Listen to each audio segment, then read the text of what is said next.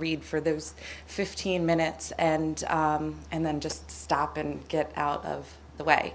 So this is the essay of my book that is coming out. It's called If Only You People Could Follow Directions. I don't think there's much you need to know up front, anything. Nick, the Nick character, is my lover, my significant other. And I think everyone else can introduce themselves. The motel is flamingo pink, stucco walls dripping with humidity. The whole rectangular complex feels, from the fever, I suppose, like a gaping mouth. I am in the wet center of the mouth, floating in a pool of tepid water and staring up at the rain clouds that rush by. The muscular white sun squeezes my head like a stress ball. My mother smears cream cheese onto a bagel at the wobbly glass table next to the pool. Oh, God, just lost it. Sorry, see, this is why I always bring paper. And then I ran out of ink, and then I just, anyway. Sorry, guys. See, yeah, always doing paper from now on. Yeah.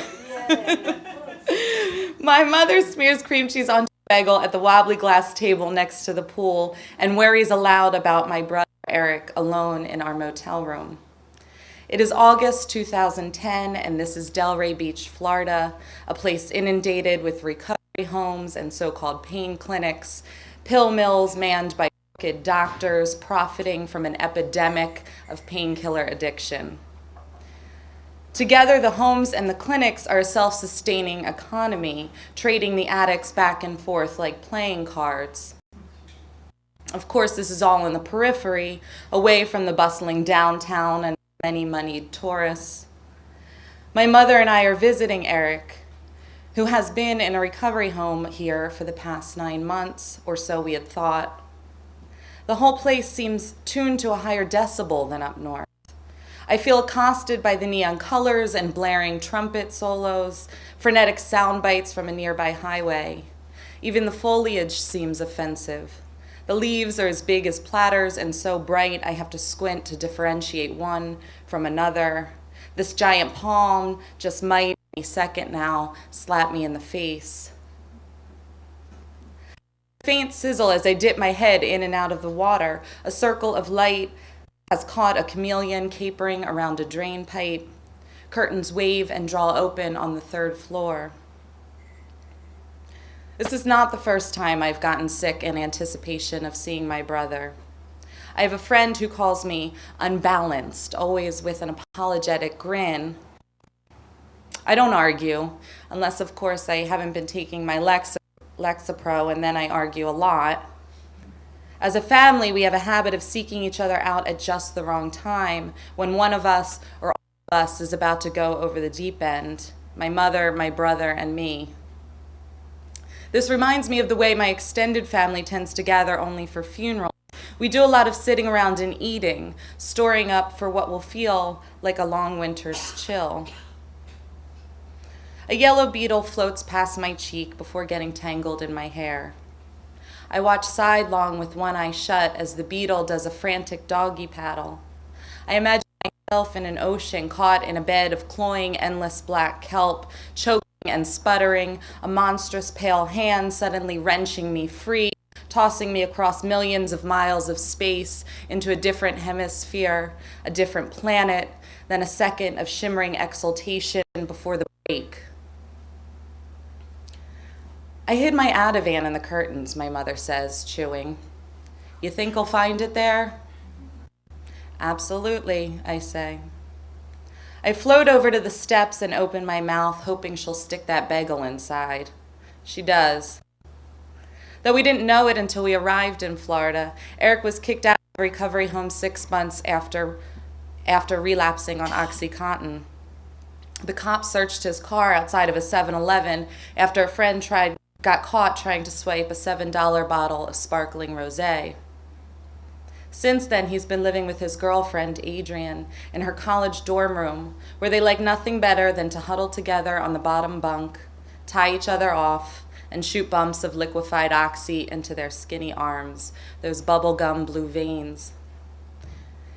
In other words, our trip was planned as a happy reunion, a celebration of 9 months of sobriety, which is partially what I mean when I say we are tragically, cosmically bound.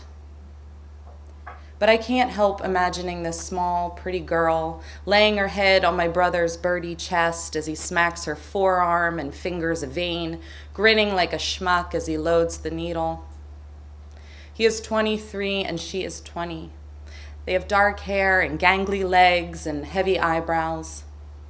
Seeing them together, you would think they were siblings. They both walk a bit bow-legged and laugh in the same reckless way, heads tossed to the sky. They sometimes speak in tongues, it seems, and communicate with small, almost indecipherable gestures. On our first night in Florida, before we knew he'd been kicked out of the recovery home, my mother and I picked them up from a corner store and took them to an Italian restaurant where Eric had recently worked and been quickly fired. Watching them across the table, I felt a moment of jealousy, such was their intimacy. In comparison, Nick and I look like the couple in the painting American Gothic, while Eric and Adrian are Bonnie and Clyde. I mourn the days when my brother and I were in cahoots, sneaking joints on the back porch as teenagers, and earlier still, conspiring to get out of trouble. Eric can talk his way out of anything, but I anticipate my mother's needs like no one else. Coffee, I'd offer at dawn every Christmas morning. There's a picture of me as proof. 3 years old, wearing a blue beaded bikini and lighting my mother's cigarette. There was a time when we were teenagers when our favorite topic of conversation was how we could, if need be, get away with murder. I remember it involved shaving ourselves head to toe and a lot of scattering of parts. Hey, remember how we'd kill people? I blurted out at the Italian restaurant. I mean, how we could, if we ever had to, get away with it. My brother looked at me confused, his hand shaking as he put down his fork full of spaghetti. Eric's girl didn't seem to hear, but kept shoveling lasagna past her plump lips, color slowly filling her cheeks. Our mother laughed too loud. Oh, God, she groaned. So, Eric said, and I was, for a second, embarrassed and a little pissed off. It made me think of the family of stray cats near my home in Connecticut, where Nick and I moved after graduate school. They're each orange and black striped with nubby, deformed tails like rudders that shake quickly back and forth when they dart across my back porch chasing squirrels.